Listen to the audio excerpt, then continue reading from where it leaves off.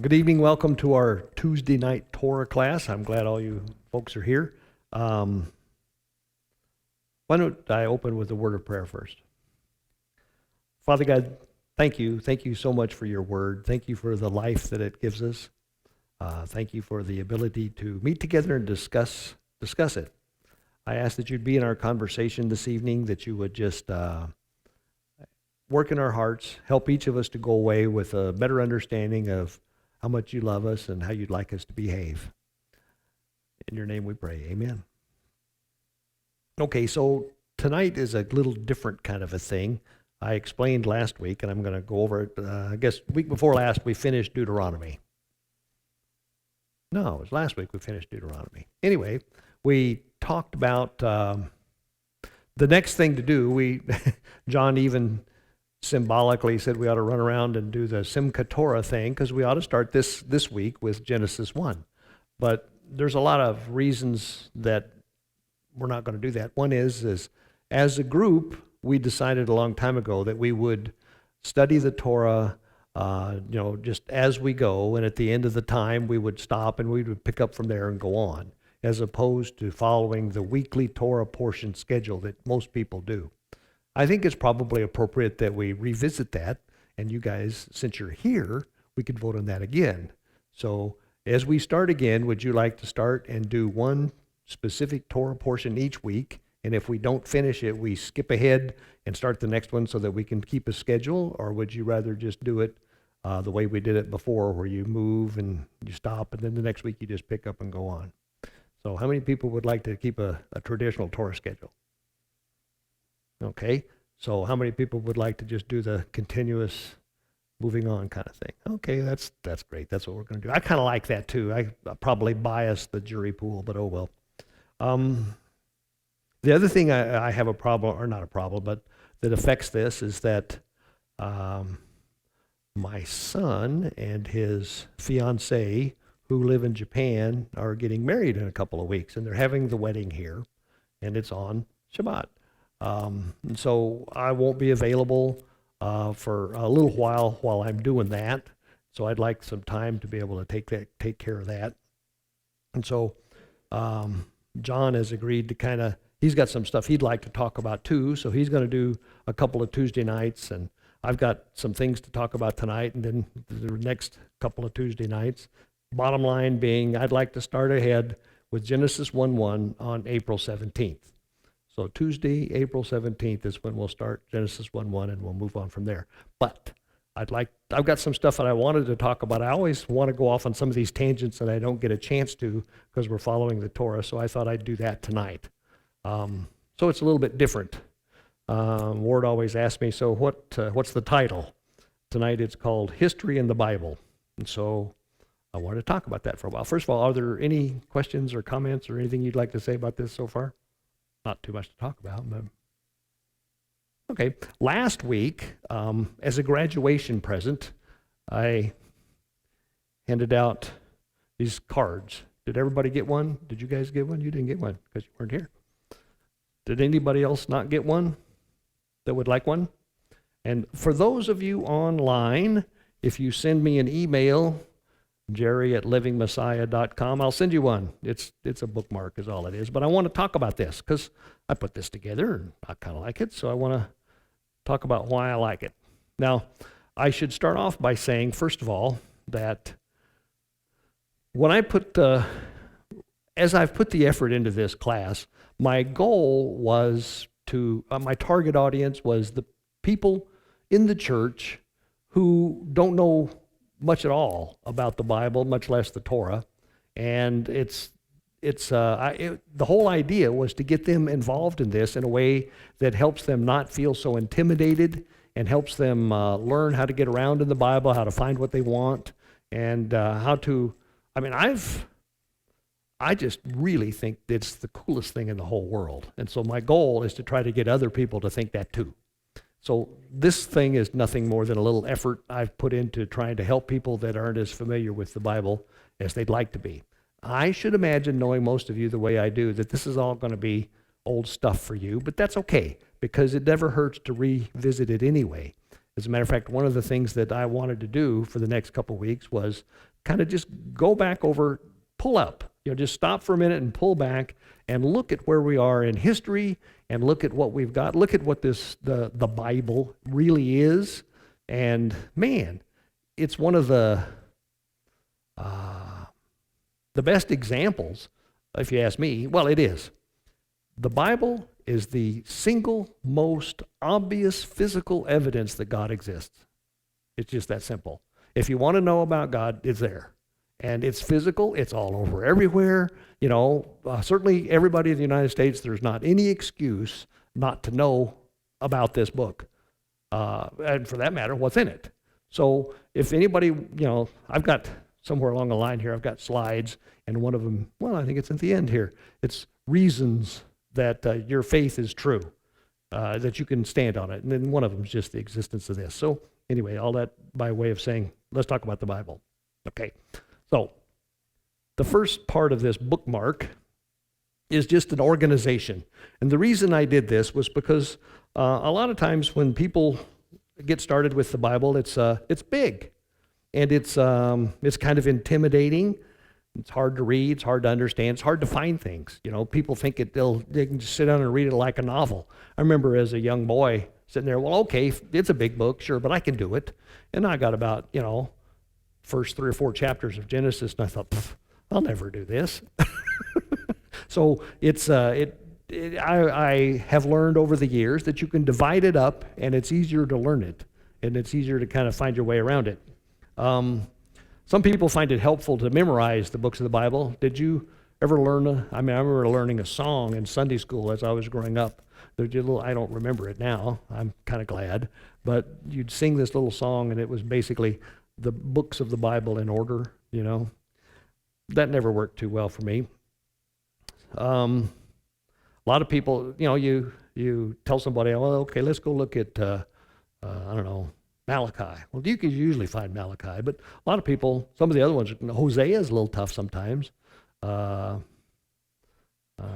Obadiah. Okay, let's go look at Obadiah 12. I bet you guys would have to sit there and do computers have made that kind of obsolete because you can type in OB and it'll go find it. But the thing is in general, looking around a Bible can be kind of tough. Some people put cheater tabs in them. Did I see cheater tabs in yours? Yeah. Cheater tabs are okay. They at least help you find the books, But the point of this little card is to show you that there's an organization to the Bible. And once you learn the organization, I was always taught the way to learn things is to think of everything like an onion. You take the big picture, and then you go in a layer, and then you go in another layer, and then you go in another layer. So that's kind of what this is. That's the intent of the picture. So obviously, the Bible divides itself real clearly into 2 parts. What Christians call the Old Testament and what Christians call the New Testament. Now, we often use the Hebrew words for those. You guys probably know this. The Hebrew for the Old Testament is called the Tanakh. Does anybody know what Tanakh is or means? Yep, it's an acronym. It's TNK. T is for Torah, and N is for Nevi'im, which is the prophets, and K is for Ketuvim, which is the writings. So it's Torah, the prophets, and the writings. And a lot of times in the Gospels, you'll hear them talk about the prophets and the writings or stuff like that, and that's what they're saying. The Tanakh is the Torah, the prophets, and the writings. So the Tanakh is on the left of the card there, and the New Testament, the Hebrew term for New Testament is Brit Hadashah. Brit means covenant, is what it really means. And Hadashah means new or renewed. The more common way it's used is renewed. So it's the renewed covenant. So anyway, they're laid out similarly. So we go in the next layer on the onion, and what you find is that each of these 2 halves, or the Tanakh and the Brit Hadashah, are laid out so that they have foundational books up front. The first books that you have in either of them are the books that are foundational for what follows. So obviously for the Tanakh, the foundational books are the Torah. And so Genesis through Deuteronomy is the T, and it's the foundation of the Tanakh. The Brit Hadashah, the foundational books are the 4 Gospels. I remember having read, the way I came to the Lord was my mother sent me off to college with a copy of a book called Reach Out. And Reach Out was a paraphrase, the New Living Bible paraphrase of the Gospels. And, I don't know. Well, I do know, but I read it. And as I read it, I was surprised to find out that Matthew and Mark and Luke and John are all the same book. They all talk about the same thing. And it took me a long time to kind of realize why that makes sense. But when you think about it, it's only God could have come up with that. Let's look at the same story from 4 different perspectives. Same story from 4 different perspectives. You're bound to get different conclusions from each of them. And you do, but isn't it amazing that they're all consistent? I thought that was kind of cool. Anyway, you guys can, interrupt anytime you want. The second section in both halves is the one in gold there. It's history. Now, the history section in the Brit Hadashah is pretty short. It's the book of Acts. That's the history part. And when you think about it, that's exactly what it is, right? It's written by Luke, and it's about Paul and his adventures, if you want to call it that, after the crucifixion and up through just before his death in Rome. History in the Tanakh is a lot different. That's Joshua through Esther. And it talks all about the what happened. Where are we? Where are the Israelites at the end of Deuteronomy?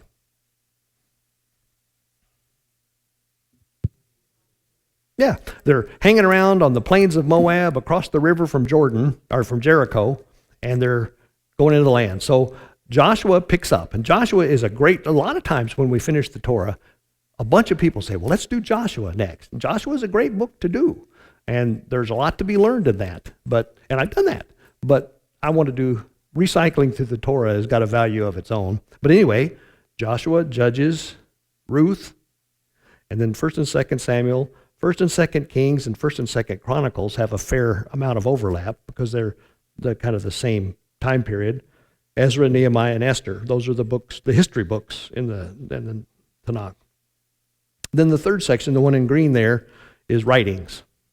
The writings in the Tanakh are Job, Psalms, Proverbs, Ecclesiastes, and Song of Songs. Did you get one of these, Margaret? Well, then you should have one. No, you graduated. Don't take notes. I saw you doing that, and I thought, why am I doing that?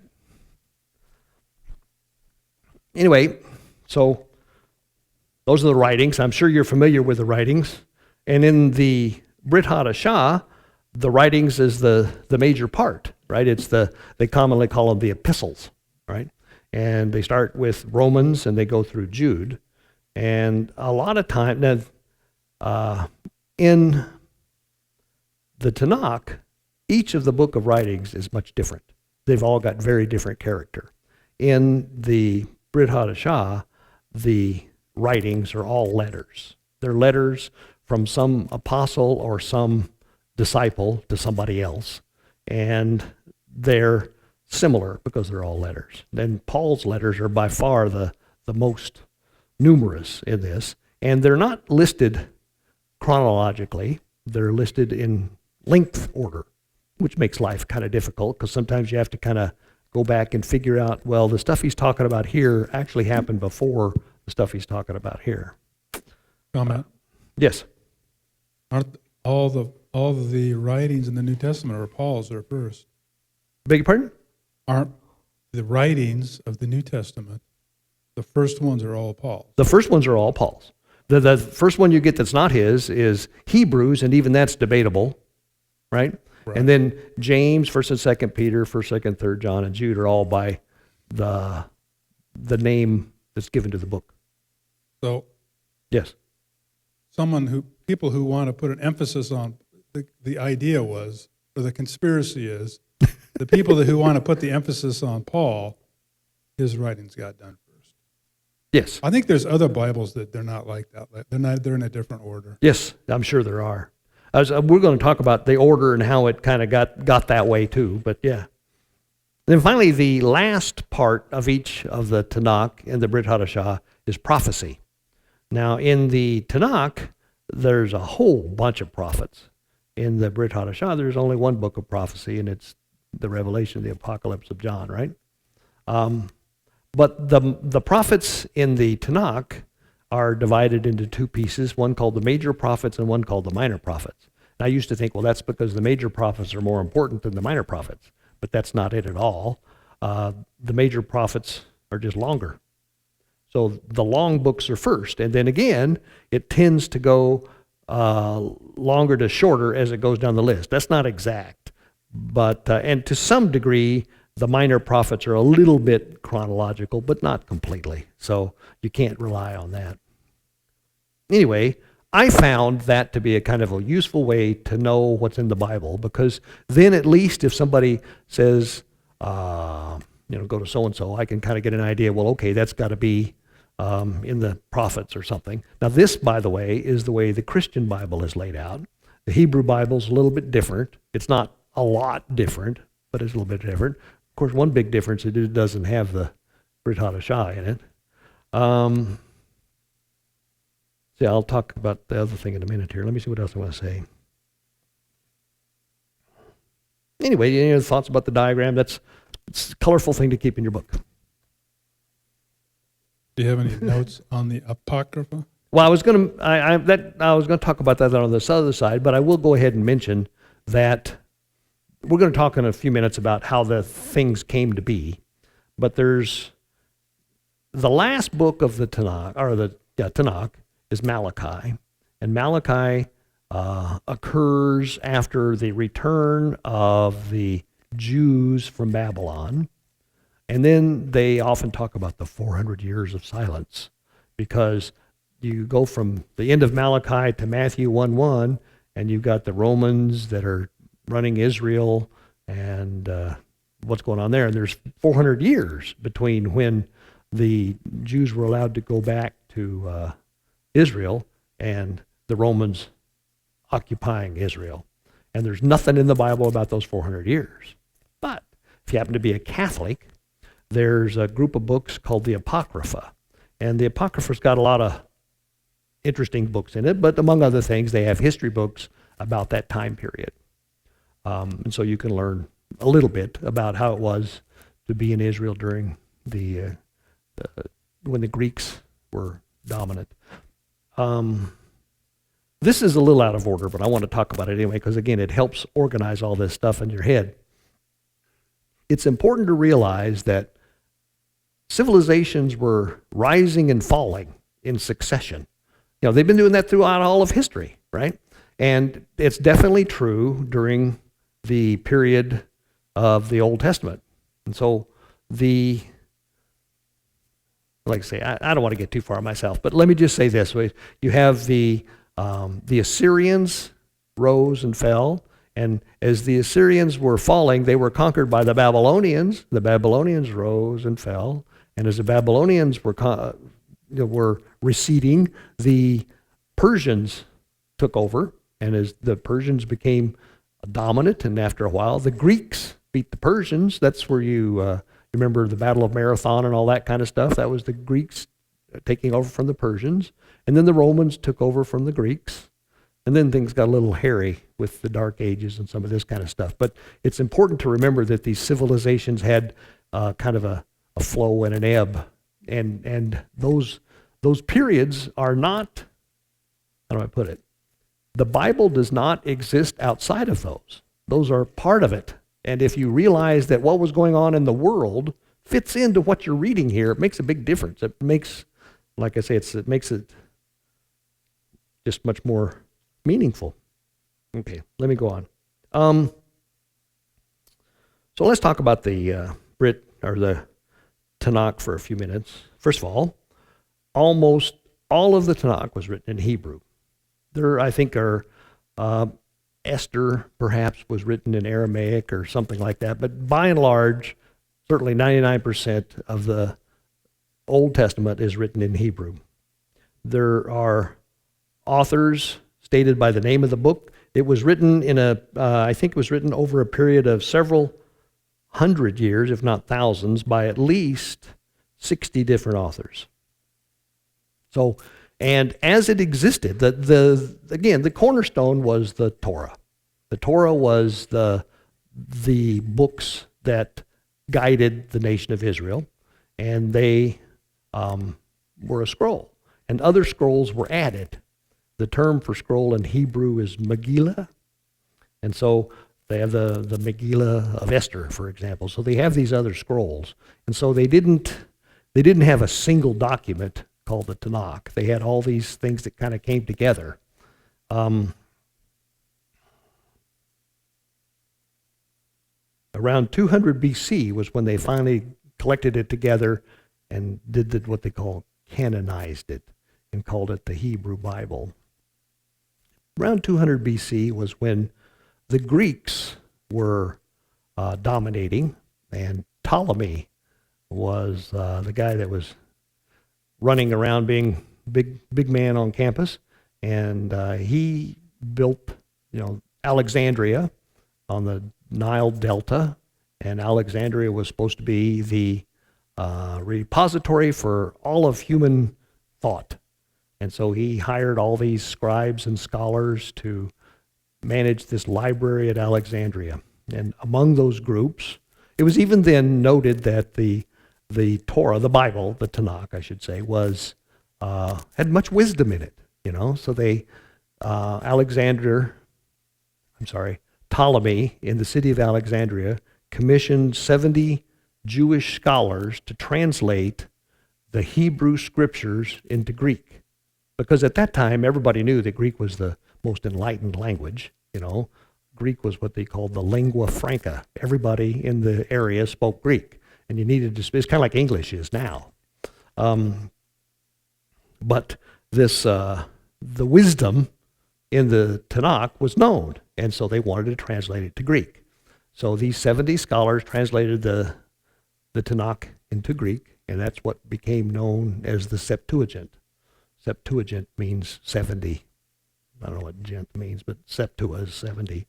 So most of today's Bibles are based on that. So the Septuagint is probably the oldest, most reliable source for the Tanakh that we've got. Yes?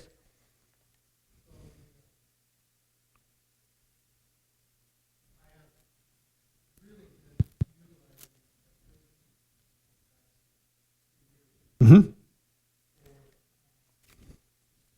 When you're looking at a word in the Brit Hadashah and you're trying to find out what the real Hebrew meaning behind that Greek word is, the only way to really find out is to take that Greek word and go and find it in the Tanakh, in the Septuagint. Mm-hmm.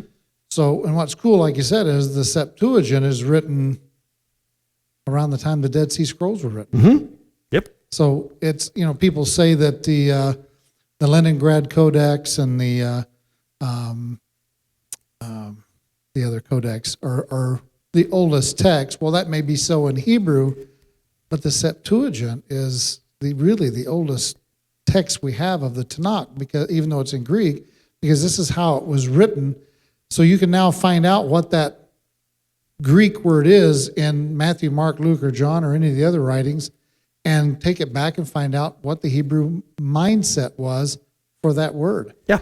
And a lot of times it gives you a much better understanding of what the word really means. As a matter of fact, I have on my program, it'll show me the Hebrew text and the Greek under it, assigning each Greek word to the Hebrew word so that you know exactly what Hebrew word is associated with that Greek word. Yeah. It's awesome. It's great. And that's, like I say, that helps you get an idea for how they were translating, what they had in mind when they translated it.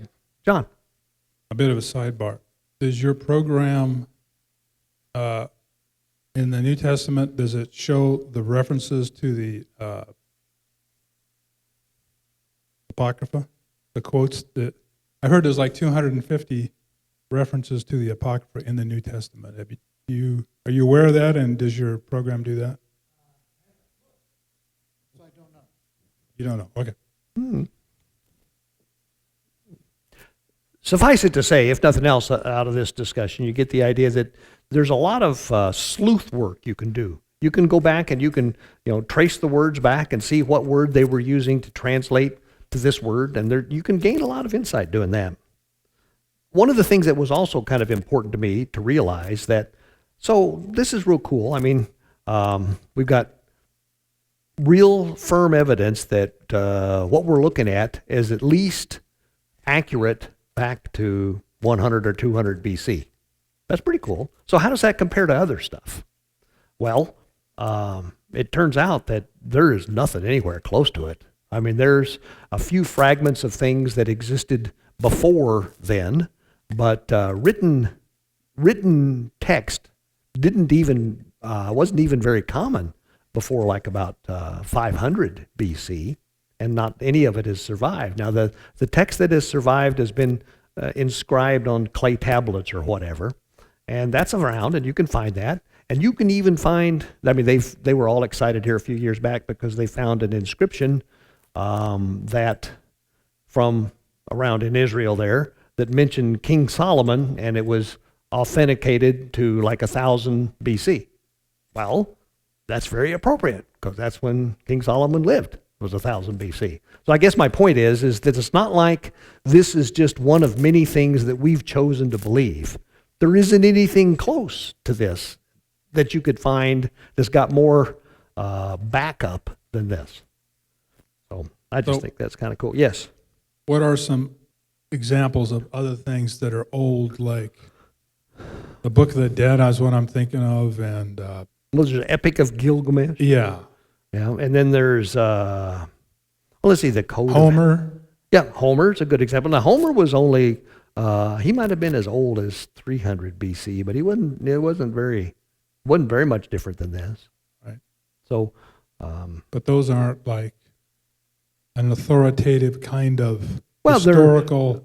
most of them are just stories, Right. And they're kind of standalone. The thing that's interesting about the Bible is that it hangs together. Granted, when you read it and you kind of first look at it, it looks like, boy, this is a terrible plot line here. I can't follow it, and it's just all over everywhere. But it's very consistent in what it's saying, especially in any descriptions of the character of God. God's character doesn't change in this thing.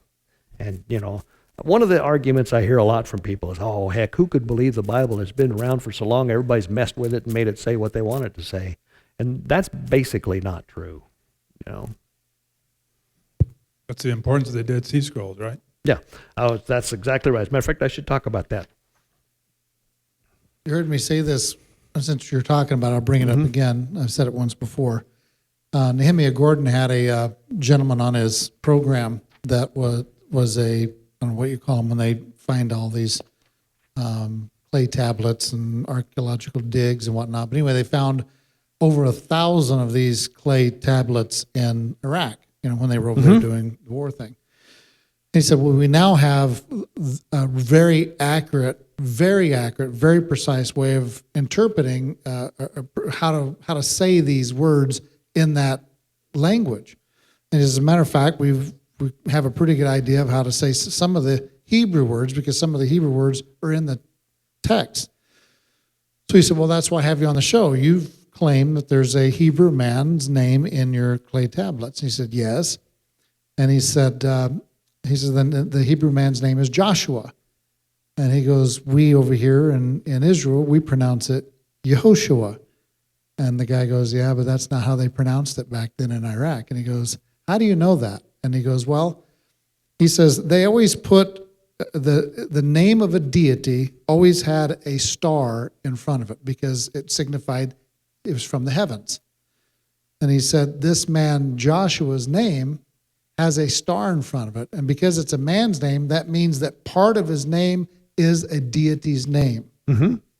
And he said, this pronunciation of this Joshua's name, without a doubt, we understand was Yahushua. And he goes, you're certain of that? And he goes, 100%. Says the very first part of his name has the deity's name that he's from in his name. And like the master said, I come in my Father's name. Yeah, that's cool. That's very cool.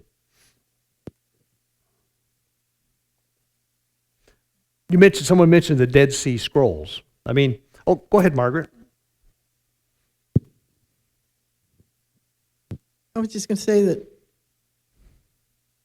having grown up as a Spanish speaker and then going into English and just studying just a little bit of Hebrew, you can just see the differences in the expression. There are some things that just do not translate.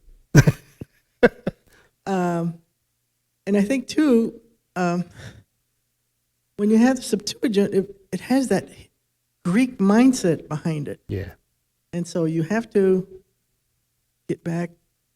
My opinion is you have to get back into the Hebrew. Yeah. Yeah, you really do. Not only that, but get back into the Hebrew, but into the Hebrew of the day, because customs change, Yep. things change, and Yep. so perceptions change. And And the and all meanings that. of words Yeah. change. Yeah. And so I think we have to get back into the heart of Torah. Yes.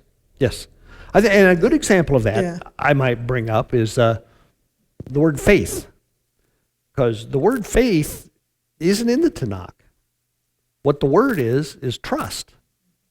And, it's a big mental thing to sit there and compare in your mind the difference between trust and faith.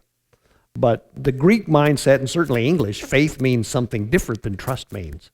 And so, yeah, you're exactly right. Yeah, you really need to know the word and how it was used in the language. I say you need to. It really helps, is the way to put that. I was going to talk about the Dead Sea Scrolls for just a minute, because there was, let's see, the adversary, being as he is always on the lookout for any time he can, put chinks in our framework, in our belief system. And up until the middle 1900s, most people thought the Bible had been edited and messed around with so much that it was not a reliable source, until you've heard the story about the Arab shepherd boy that discovered these clay pots in these caves at Qumran, which was out in the middle of the desert. And they got to looking at the scrolls that were in these clay pots, and they discovered that they were primarily copies of books of the Tanakh that were authenticatably written, like 100 BC, 100 years, before the Common Era. And that turned the world on its ear, because they got to looking at these things, and I tell you, they were mired in politics and all kinds of stuff for a long time. They now have a big shrine in Jerusalem, and you can go see a lot of them. They've put them under glass, and they've got them all hermetically sealed and everything, and you can see these things. Among other things, they found 2 complete copies of the book of Isaiah. Big book, the book of Isaiah. And they found that it's perfectly, it's exactly what we have today. You have to take the ancient Hebrew and convert it to modern Hebrew, and you have to allow for the fact that translations have happened, but it hasn't been messed with.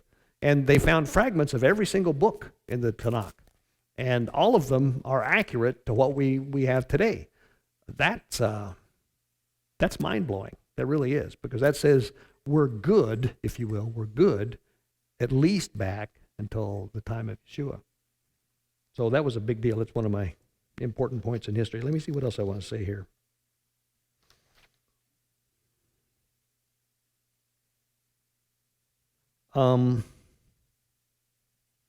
Even if you do I've run through, there's, especially in the New Testament. Now, the New Testament, they've spent a lot of time busy analyzing and messing around with that thing, trying to figure out, whether it's accurate or not. And for the most part, it is. But one of the things I've learned to rely on in the Torah and the Tanakh is that if it's really an important thing, God has it in there 2 or 3 times, sometimes dozens. So if there's a thing, if somebody is trying to persuade you to a different line of thought, and you find a place anywhere in the Bible that contradicts that, you can the winner is the one that has the most consistent citations, I guess is what I'm trying to say. Because God, he just beats the same point over and over and over again. And he does that, I'm convinced, partly so that the meaning of what he's trying to say will last for this 4,000-year period that it needs to last.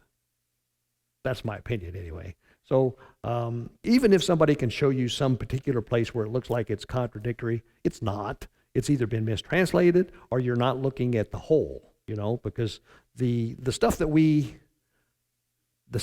argue over tends to be minutia because the main points are well established. I just kind of tried to Comment. Yes, please. Going back to the Dead Sea Scrolls. So that was 1948 I think, or so, yeah. Mm-hmm. the same time Israel became a nation. Yep. It could be argued that that had a big influence on what we call now the Hebrew roots movement, Absolutely. because it almost was like the Reformation movement, the Reformation. I'll just call it that. Mm-hmm. In that it was, they got, well, obviously the Reformation, they got to see the scriptures, but with the Dead Sea Scrolls, it was they're validating what they'd already had. Mm-hmm. So I think it had an influence on people going back and saying, why aren't we following this? Why aren't we keeping the Sabbath? Why aren't we, following I think you're right, without a the doubt. holy days?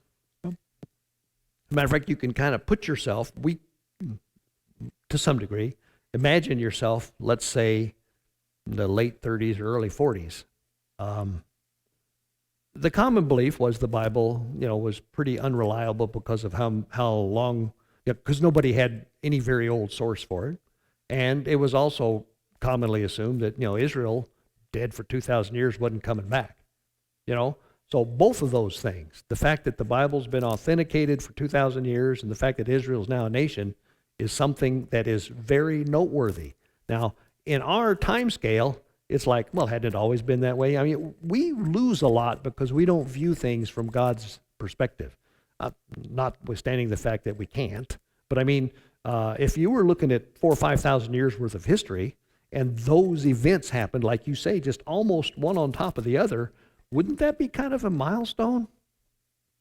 Messes up everybody's theology. Yeah, messes up everything. Exactly. Okay, any other comments about that? So the next thing I wanted to talk about was the other side of the card. It's a Bible, it's a timeline. Now, anytime you do a timeline, there's opportunity for mistakes. And, the way I did this was there was a lot of editorial creativity in it. There's nothing factually wrong, but there, I on the left side of the thing here, you'll see events.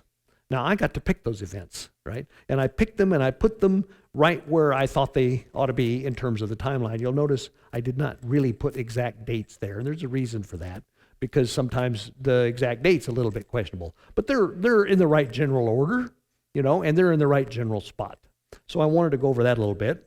And then on the right side is the books of both the Tanakh and the Brit Hadashah and the Apocrypha, for that matter, and it shows where those books line up on the timeline. Now you'll see if you go down at the bottom, we'll start from the bottom and read up. The bottom, right there, minus 3,000. I chose to call it minus 3,000 because I'm an engineer. 0 is up there about 2/3 of the way up, and that's, the birth or the life, actually the birth of Yeshua. And then 2,000 is on top, which is 18 years ago.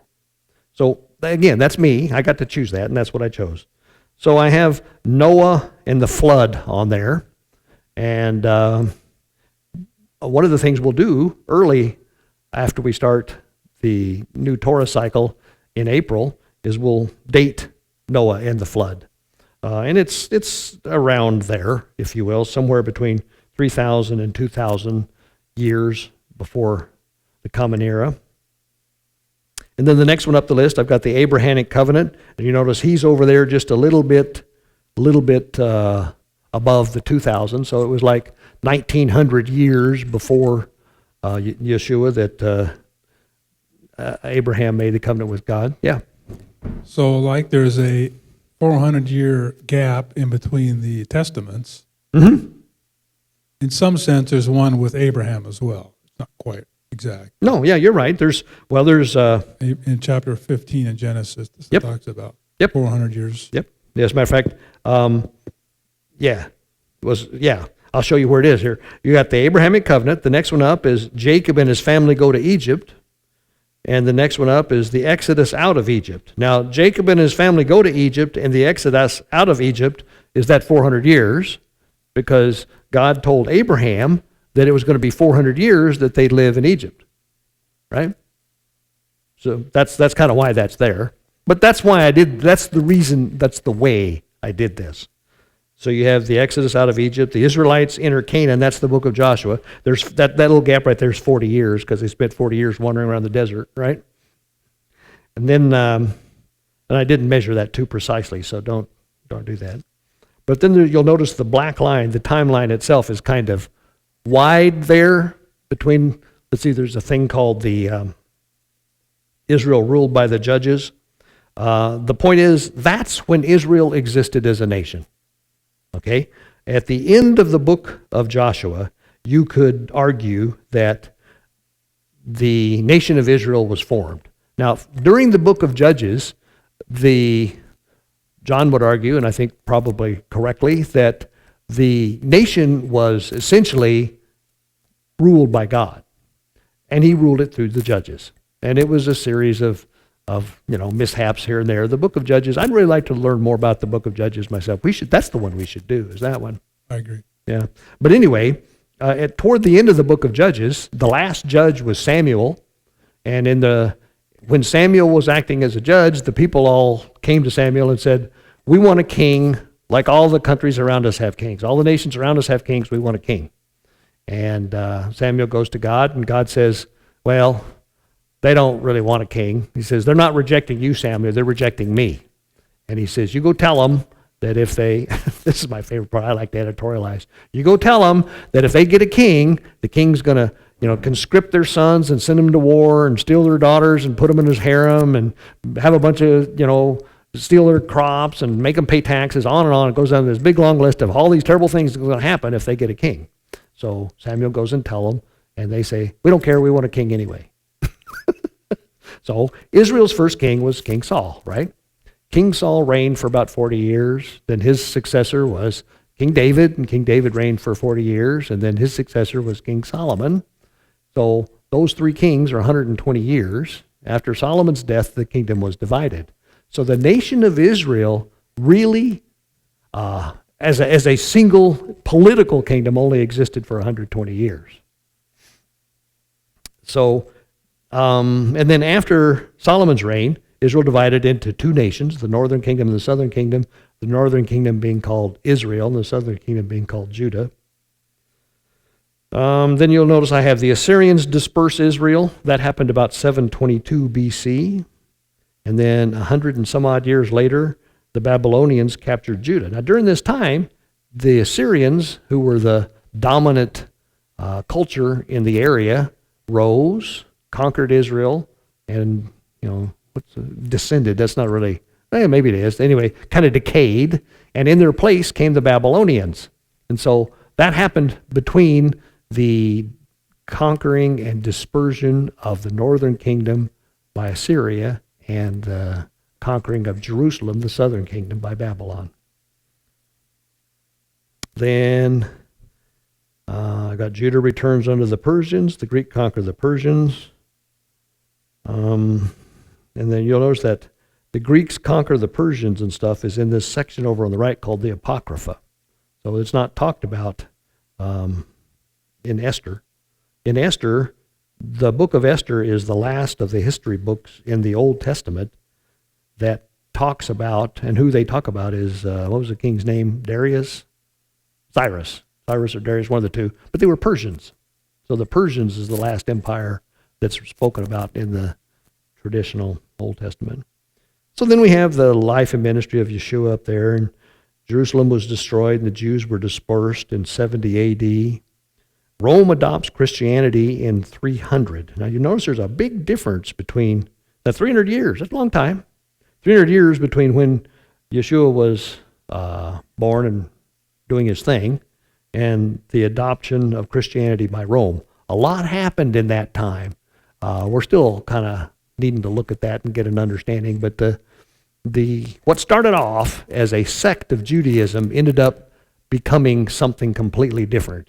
Due to the political forces that were in place at the time, the Romans, it became advantageous if you believed in Yeshua, even though you might also have believed in the Torah and all the rest of that stuff, to separate yourselves from them because they were treated differently by the Romans. So that's part of the issue. But anyway, the church basically kind of separated from its Hebrew roots during that period. And then just over after 1000 AD, you had this east-west church split where you got the Roman Catholic Church and the Greek Orthodox Church.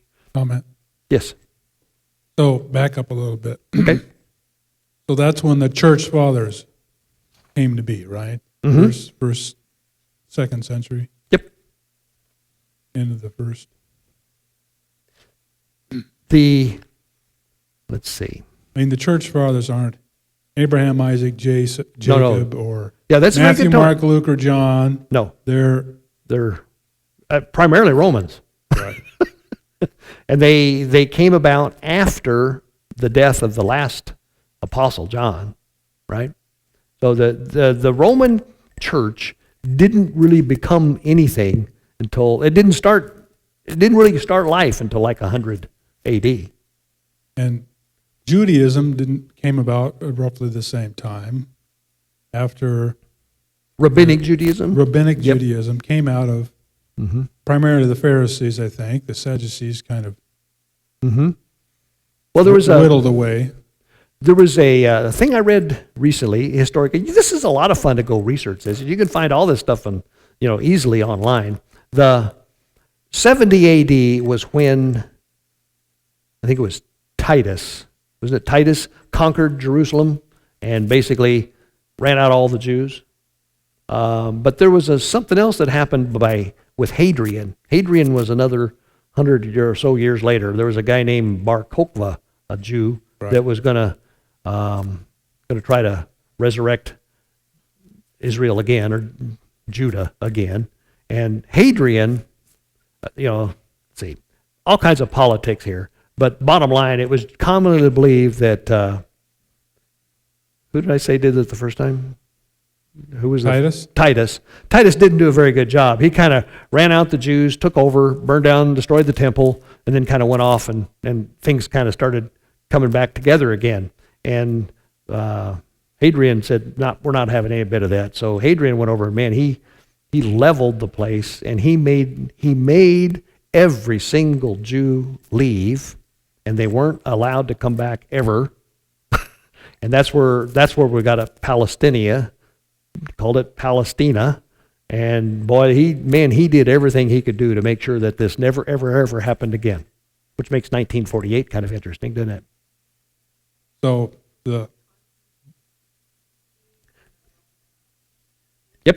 Yep. Constantine did that, and that was 300 AD. but the father of rabbinical Judaism, as I understand it, is Rabbi Akiva, which is the one who promoted or sanctified whatever Bar Kokhba as this Messiah. Is that right? Well, okay. So rabbinical Judaism, that's kind of their source, is from that. Okay, I believe that. Most of Christianity comes from these church fathers. Yep. There. And the church fathers are people like, I don't know, name some. Who? Jerome is a good one. There's, I used to have. Origin? Origin's one. There's Who? Eusebius, yeah. I used to have a whole bunch of them just rattle off my head, but I've got this disease.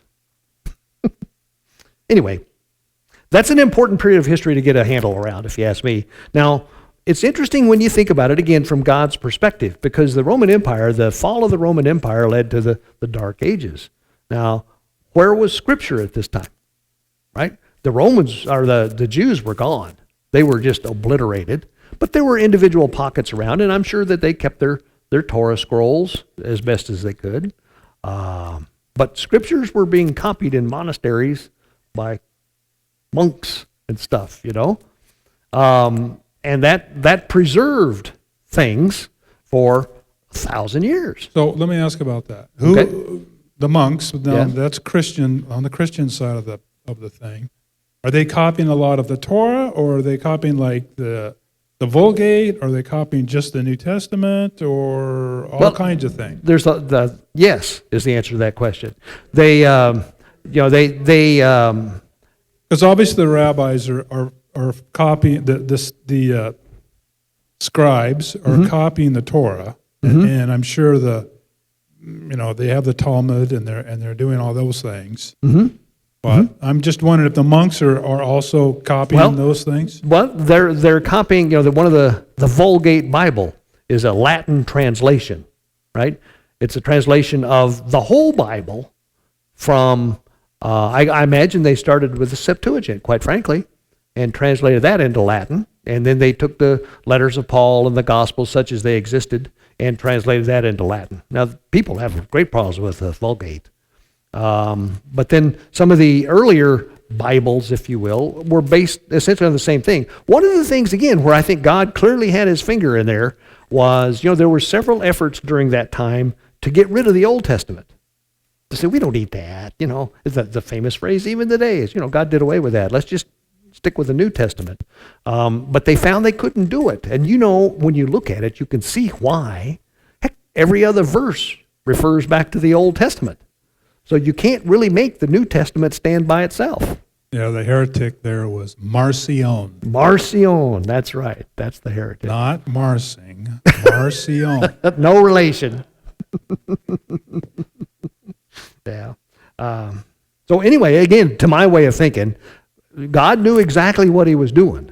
He saw this, and I tell you the place that this fits so well, that's the prodigal son. He was out there, eating with the pigs. And God watched him and said, well, that's okay. You go ahead and eat with the pigs, but it's not, I'll take, your brother will still be here. You're not losing everything. Anyway, one of the things I'm pretty sure I wanted on my timeline was up toward the top there, the printing press invented. Now that is an unbelievable event in history because, before that time, all these books had to be hand copied. There was a whole career as a scribe, right? People had those careers and all they did was copy stuff. I have a thing here I'd like to read for just a second because I think it's kind of interesting. It's, I don't know, you never know quite how accurate this is. I got it off the internet. How accurate can it be? But it's by some guy named Scott Manning, and he said, I'm just reading it, won't take but a minute. In 586 BC, Jerusalem was captured by the Babylonians. The temple was looted and then destroyed by fire, and the Jews were exiled. About 70 years later, the Jewish captives returned to Jerusalem from Babylon. According to the Bible, Ezra recovered a copy of the Torah and read it aloud to the whole nation. From then on, the Jewish scribes solidified the following process for creating copies of the Torah and eventually other books in the Old Testament. And here's the list. Number one, they could only use clean animal skins both to write on and even to bind the manuscripts. Number two is each column of writing could have no less than 48 and no more than 60 lines. And number three is the ink must be black and of a special recipe. Number four, they must verbalize each word aloud while they were writing. Number five, they must wipe the pen and wash their entire bodies before writing the word Yahweh every time they wrote it. There must be a review within 30 days, and if as many as 3 pages required corrections, then the entire manuscript had to be redone. The letters, words, and paragraphs had to be counted, and the document became invalid if 2 letters touched one another. The middle paragraph, word, and letter must correspond to those of the original document. The documents could be stored only in sacred places. And as no document containing God's word could be destroyed, they were stored or buried in a geniza, a Hebrew term meaning hiding place. And these were usually kept in a synagogue and sometimes in a Jewish cemetery. It says the final item is why we have no original manuscripts of the Old Testament today. Again, I don't know how much truth there is in that, but it may not be far off. And if nothing else, it highlights the fact that the way copies were made was by hand, individually. And that was true all the way up till 1400 in Johann Gutenberg, right? John, did something? So anyway, with the invention of the printing press, So he's describing a Jewish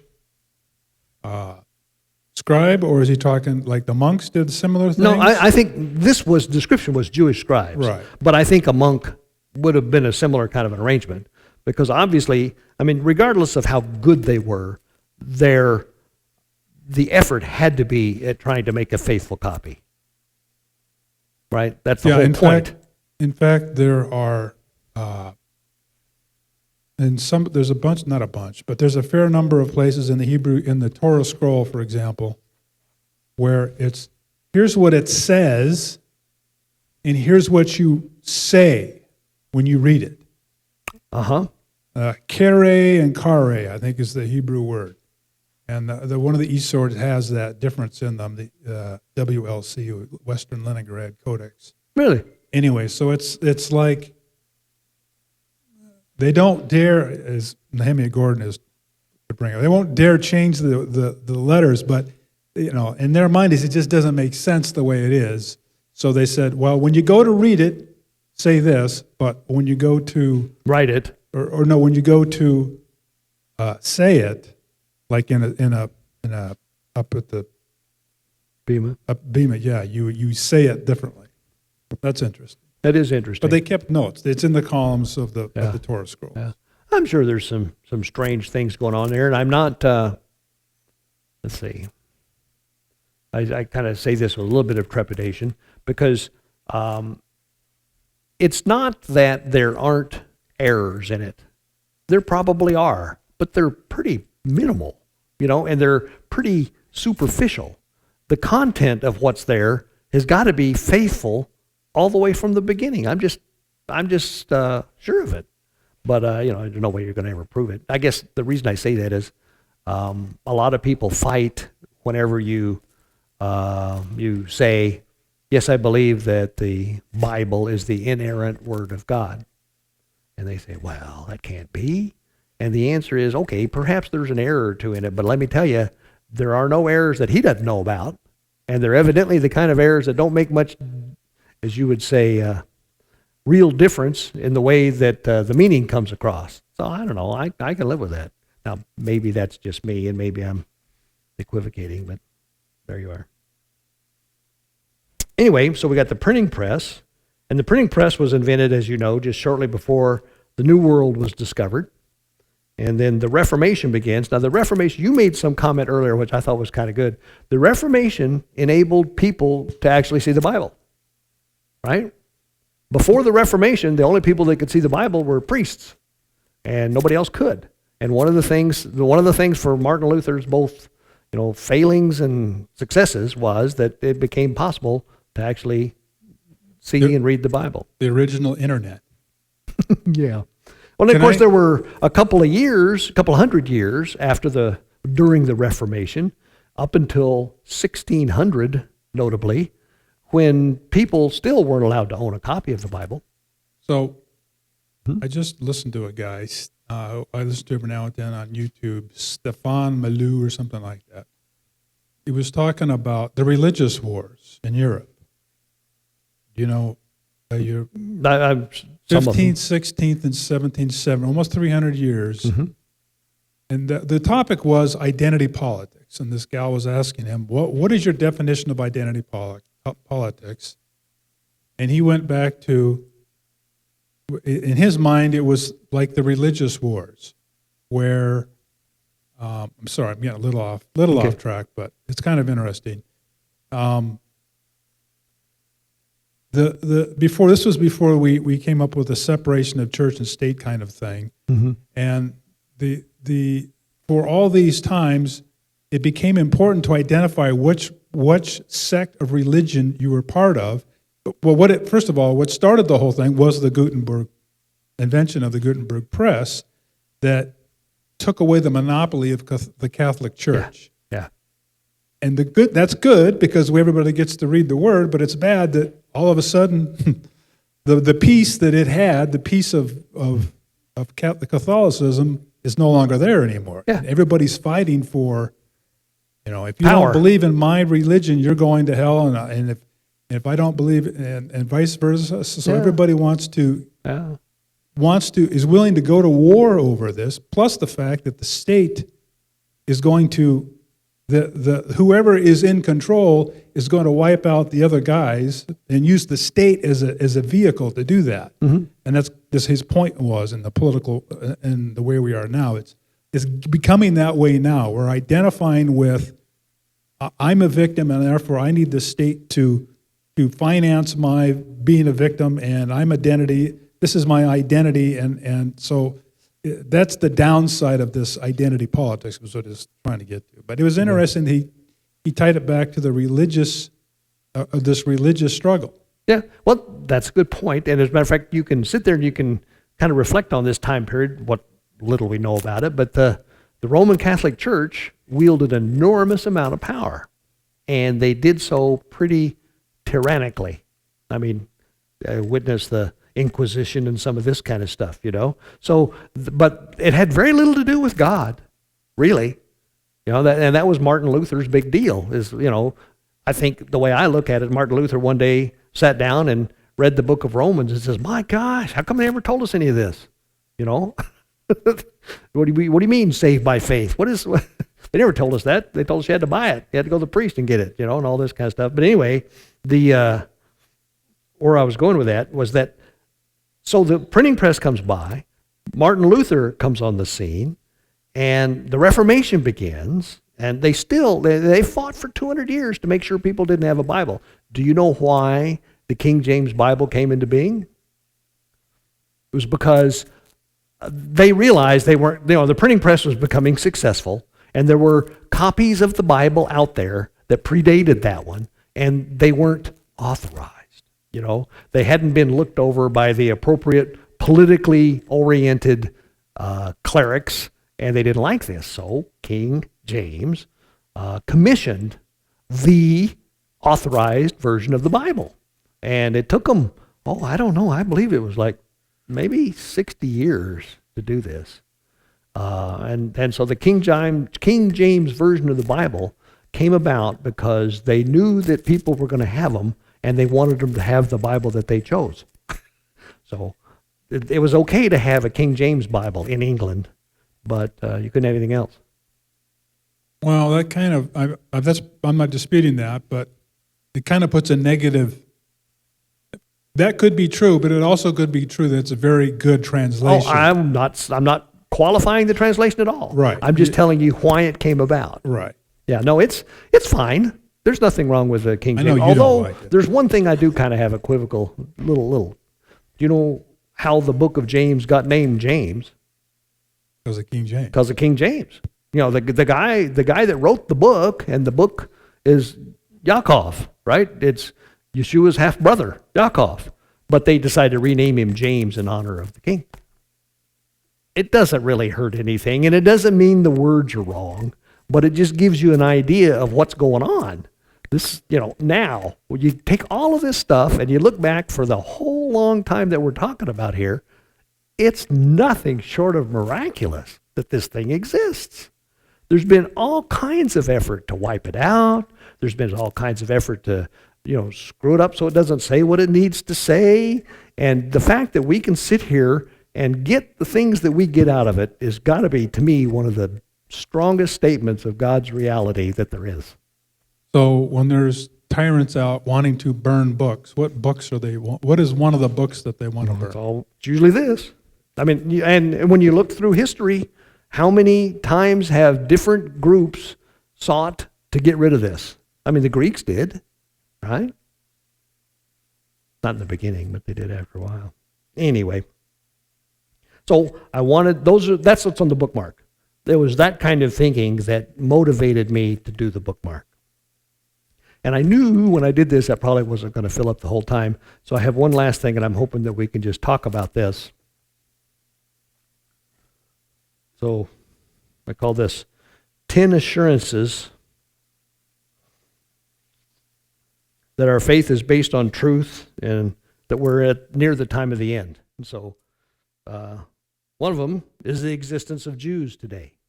Matter of fact, that's from a famous quote by Voltaire, you know, the Renaissance French philosopher Voltaire, King Louis the whatever it was, came to him and says, "You over there, you know, peon subject, I need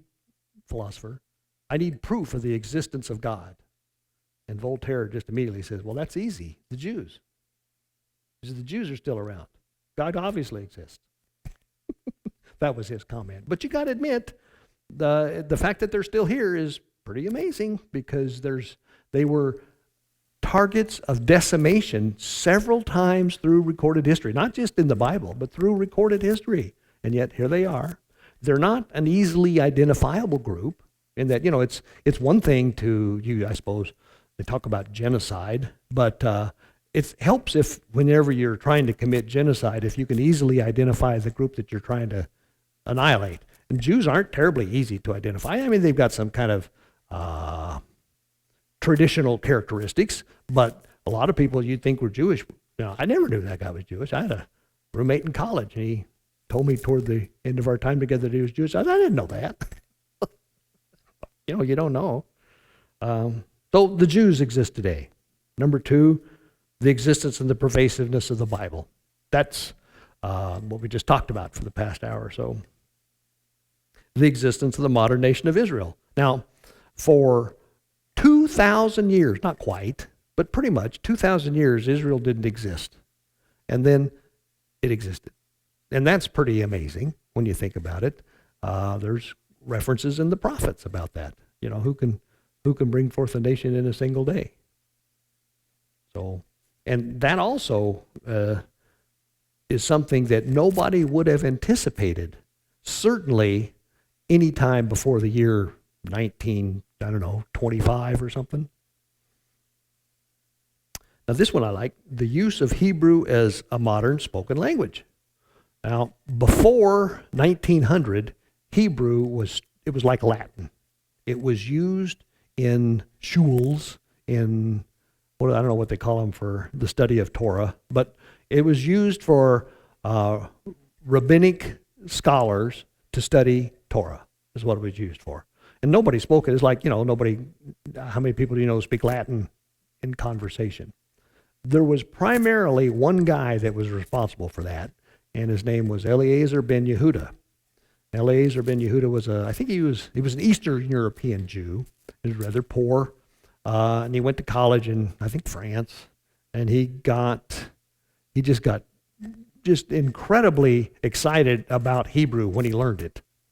And he decided, and he was Jewish, so he was named like Ben Yehuda. You figured that. He a fanatic. He was just a fanatic, and so he swore he would move to Israel. This was in the early 1900s. So he moved to Israel, and he got married, and he told his wife that whatever kids we have in the house that they're growing up in, they'll never hear anything spoken but Hebrew. And so he made sure that when people would come over, they couldn't speak whatever it was they were going to speak. They were speaking Hebrew. And he spoke it the whole time. That's what he spoke, was Hebrew. And you talk about swimming upstream, nobody else did. And then he was also a real note taker.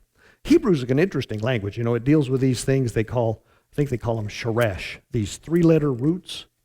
And you get these three-letter roots, and you build words on those three-letter roots. And the words are all kind of related to that root. That's why whenever you read through the concordance or something, it talks about based on a root, and they give you the root. And that's what we usually learn. The meaning of Hebrew words is that root. Sometimes those roots, there are several of them. A lot of times it's confusing. But he just thought that was brilliant. And so he put those things together, and he cataloged them. And he wrote the first Hebrew dictionary. And he also showed how you could use Hebrew to make sounds that would allow you to write phonetically other languages, a la English. I remember sitting over there one time. Yeah, it's fun. Once you learn the Hebrew alphabet, you can kind of work things out. Now, it helps if you know where you're going. So if you know what the word really means, then you can kind of figure out how that means, what it means. But there's a big long word on the wall of this coffee shop, and I couldn't figure it out. And I was sitting there. It was kof, and then there was a couple of pay, or there's a pay in there, and you know, they don't put vowels in them. The vowels are kind of a guess, if you ask me. But eventually, it was cappuccino. I mean, it was plain as day. And we have a lot of stories like that, cornflakes, different things, you know, that you can spell in Hebrew. So, but the point I was going to make with that is that Eliezer ben Yehuda is the single person most responsible for the fact that Hebrew is a spoken language today. Guy wasn't even a believer, you know. And so I like this. He's an example of, you know, like Pharaoh. God's going to use people. You can either be used willingly and constructively, or you can be like Eliezer ben Yehuda, or you can be used, you know, with your heels dug in the ground, like Pharaoh. But you're going to be used by God. There's no doubt in my mind that God appointed him to do that. Number 5 is the end of God's creation week. You're familiar with a day is as 1,000 years, and 1,000 years is as a day. Well, so if you look at the timeline, it's been about 6,000 years. So it's about time that we're at the end of the week, and we enter the 7th day, which is the millennium. Number 6, the witnesses in the heavens. And this is Mark's specialty, right? We're coming up to the end of an age. An age is 2,000 years. I learned this from you. And we're getting ready to end one age and begin another age. It's not like you can specifically say it's March 31st on this year or anything, but we're entering the end of an age and beginning another one. So it's time for something to change. Yes, yeah, he talked about that, the end of the age. Mm-hmm.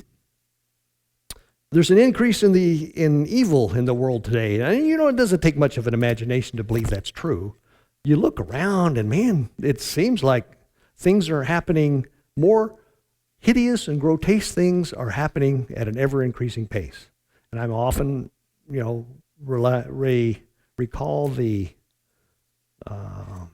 pronouncement that God made on the earth in Noah's time when he says, the only inclination in the hearts of man was continuously evil all the time. It's not quite that bad, but it's getting there. And I like narrate the prophecy of Daniel, which talks about, you remember he says, in the time of the end, many will go here and there and knowledge will increase. Who can argue with that? I mean, you know, the fact that we can fly around the world in a jet airplane, that's unbelievable 100 years ago. Yeah. Read a little bit about that. Leaves room for that interpretation of knowledge increasing, but it's interesting that verse comes right after he tells Daniel to seal up the scroll until the time of the end. And another perspective on that is, in the end of the days, what are we doing here today? Knowledge is starting to increase in what? In the scroll that was sealed up until the time of the end. Those prophecies that were once hidden and ambiguous are starting to come to fruition, to light. So That's the great. knowledge is increasing, like we're... It's both Collective. kinds of knowledge. Not only is Sure. it the knowledge of man, but it's the knowledge of him. Yes. I like that. That's Yeah. very good. Thanks.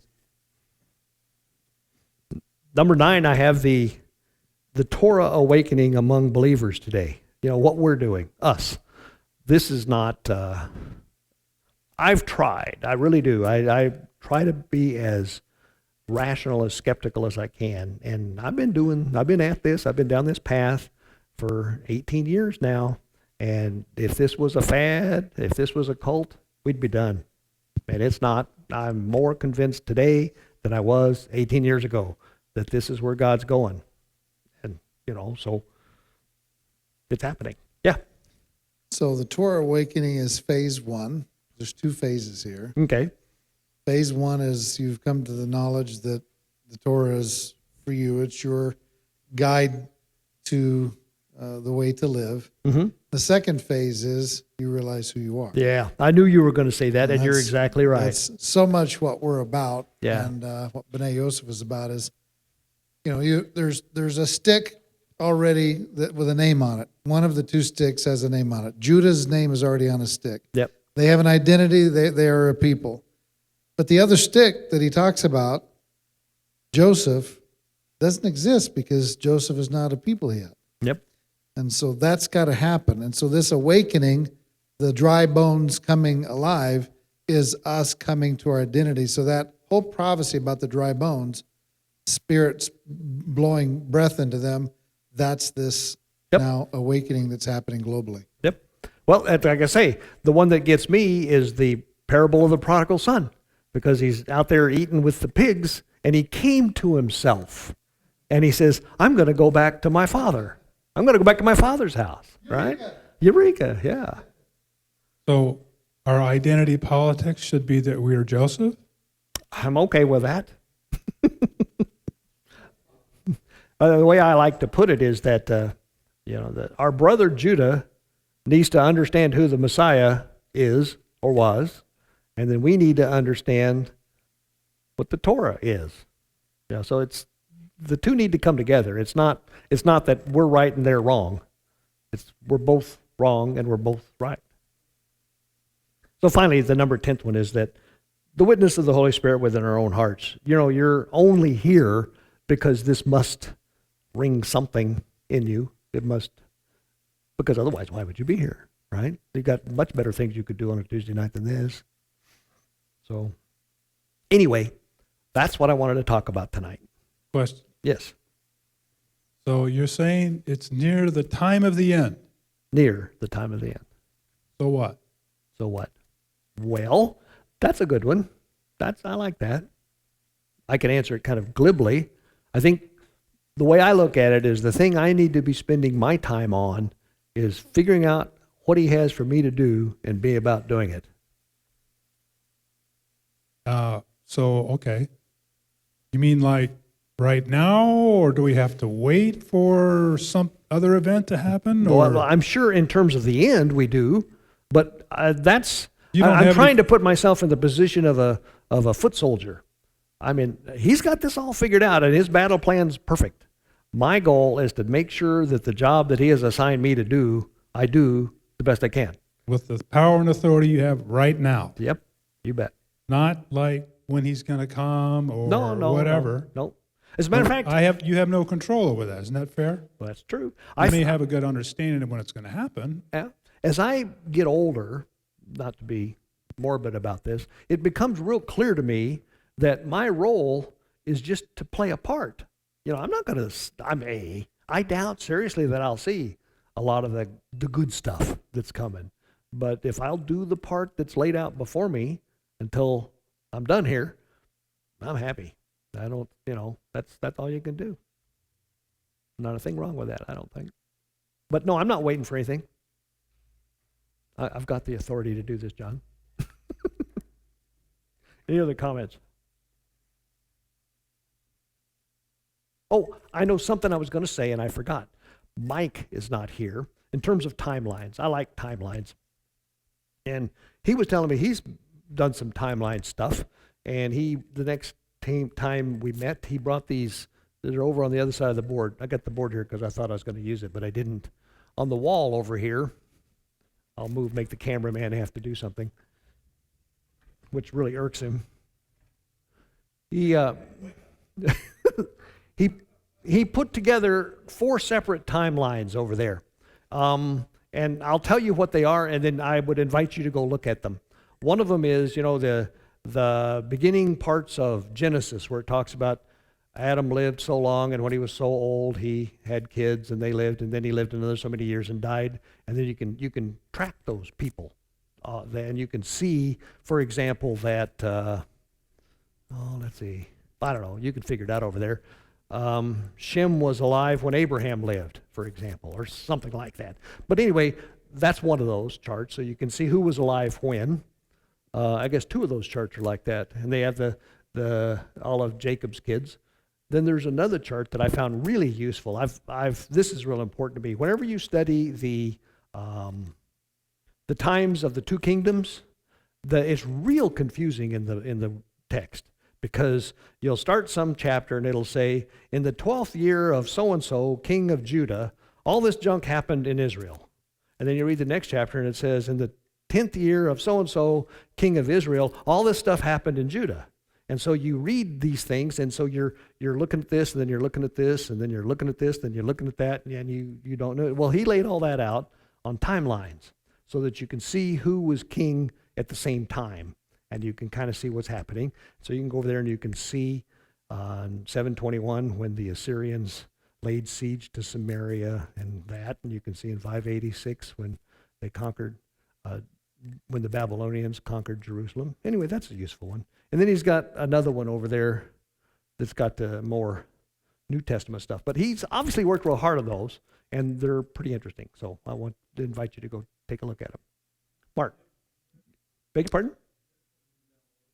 No, he's got their handwritten. I can talk to him about that. But if you find them useful, maybe we can get them committed to graphics and make it possible to do that. But he's a draftsman. So he just hand drew them. Mark. So going back to this, the age that you talked about, the end of the age, number 6. Mm-hmm. In my opinion, the most exciting thing on the list is that piece, because it's referring to the heavens, and the heavens cannot be messed with. It can't be touched. It is a document that God wrote, and it's there for us. So I'm just going to quote what Yeshua says. He says in Matthew 12:32, whoever speaks a word against the Son of Man, it shall be forgiven him, but whoever speaks against the Holy Spirit, it shall not be forgiven him, either in this age or the age to come. Now, if you look up age, what this is referring to, it's the time it takes the sun to move through a constellation. The age that Yeshua born and dies in is Pisces. It had just begun. Okay. We're at the end of that age. So the age he was referring to is the age we're leaving. So then he says this. He says, but this is Mark 10:30, but that he will receive 100 times as much now in the present age, houses and brothers and sisters and mothers and children and farms, along with persecutions, and in the age to come, eternal life. Well, that age to come after Pisces that we're entering into is Aquarius. Yep. So it's so crystal clear. And that's where we're at. And if God were to tell that story, doing it in the stars, we couldn't even have the arguments about how man screwed up the translation. No. Yeah. About 2 to 20, they say nobody knows for sure because the ability to understand that was lost. It very well could be that the Mayans knew when the end of the age was. So it's my opinion that we're right here at that cusp entering in. So what's interesting is there is a pouring out. Us coming into the knowledge of Torah, us coming into the identity. Like you said, it seems like these things that were sealed are being opened up. There's definitely a pouring out right now.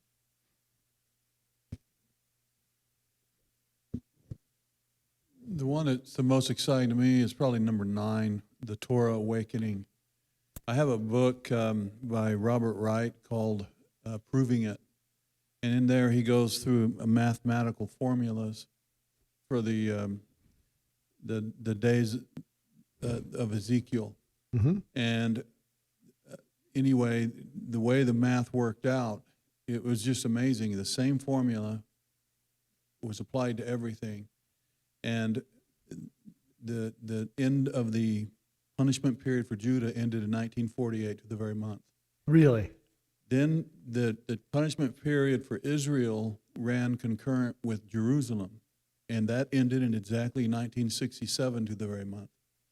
And I think it's interesting to note that Israel's punishment period, which shows the two-house aspect, but that right after 1967 is when the Spirit was really poured out, and that was the beginning of the Messianic movement. It exploded in the early 70s. And I just look at that, and it just amazes me that these numbers came to pass, and that Jerusalem was freed, and that's when the Spirit was poured out. and all these people started awakening to Torah. Yeah, that's interesting. You know, just not just that, but one of the things when you were talking that kind of dawned on me is all of these things on this list. Well, not all of them, but so much has been happening in just the last 100 or so years. That's amazing, really, because in God's 6,000-year timeline, 100 years is nothing. It's just a blip, you know. So all of this stuff, and even, you know, from our perspective, 100 years is longer than a lifetime. So in our perspective, we kind of lose sight of that because, well, it's always been that way, kind of a thing. But from God's perspective, you know, this is a lot of stuff happening in a short period of time. Margaret? Just looking at it from a faith perspective, the evil in the world is pretty much the brokenhearted, broken people Mm-hmm. that are in the world, and then you have the Holy Spirit that is leading us to the basically rules for life, the Torah awakening, that's going to heal the brokenhearted, and that's Yeshua, Yeah. which is it's just, you know, It all fits together, doesn't it? that's it. That's right. It fits together. Yeah. You can't deny it. Nope. I don't see how.